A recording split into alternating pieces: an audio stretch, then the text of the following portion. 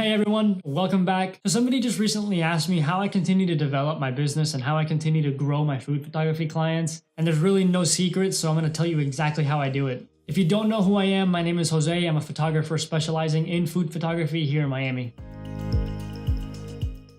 And the first thing I want to talk about is look and feel. This is something that's super important because it's what's going to give your entire photo shoot purpose, and it's what's going to kind of give you a direction in how you should compose all of your images. How do you figure out look and feel? There's a couple simple ways to do it. You can figure out what the look and feel is by checking out the restaurant either ahead of time or once you get there, you can get a pretty quick idea of how they have built their atmosphere and how they want their stuff to look like. Another way of finding out look and feel is by talking to people. Talk to people in the restaurant, talk to the kitchen staff, talk to the managers, and just staff in general, because they're the ones that are there. They're the ones that know the dishes the most, and they're the ones that are going to be able to give you an insight into what the restaurant's mission is or what that chef's mission is, and it's going to help you in terms of being able to properly compose your images.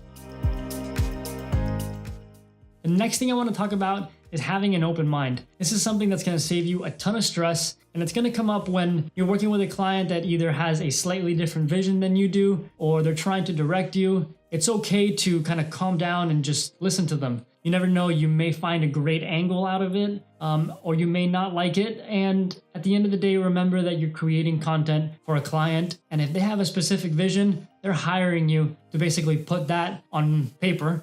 In this case, in digital, or however they want to share their images. They're really relying on you to develop their vision into something tangible and something that they can use across their social media platforms, or however they want to use it for marketing or whatever.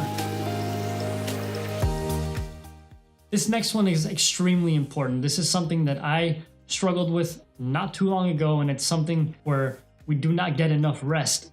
We want to continue to keep producing, and we want to keep going, and we want to keep creating content, and we want to keep working. But it wasn't until I worked 17 days straight and finally decided to take a break. That's when I realized how important rest was. Without rest, our creativity suffers a lot, and we know that this is a creative art, and we need all of our creativity to be available to us as often as we possibly can. So remember to rest up.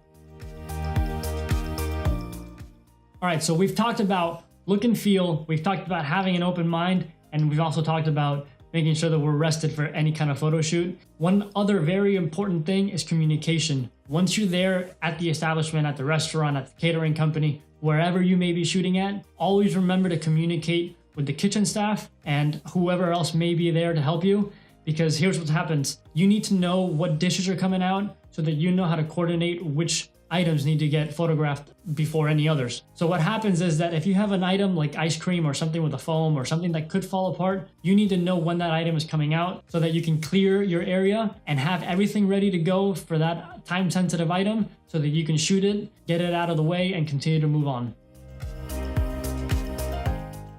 And this last one is probably my favorite. And it's if you ever have a chance, and if it's something that you can do, taste anything and everything that you possibly can. What that's going to do, obviously it's a great payoff at the end of a shoot, but what that's going to do is that it's going to give you much more of an emotional connection to the restaurant, to the team, to the food itself. And if they ever call you back for a second shoot, you're going to go into it knowing a heck of a lot more than you went into it on the first try, and you're going to know a lot more. You're going to be able to compose a lot better shots, and you're just going to feel a lot better about it when you're a little bit more familiar with their mission and how things should be looking for them. And I don't know if you want to consider this a bonus tip or anything, but always remember to have fun with this. It's an art, it's a creative art. Get people involved, and it's food. I love food. It's not something that I only photograph, it's something I have an immense passion for. And if you can get people around while you're taking pictures of food to get around and have a good time, it's always worth it. Well guys, that's it from me. I really hope that this video helps you in some sort of way. If you liked the video, please hit like, and if you haven't subscribed, please do so. And I will see you again in the next one.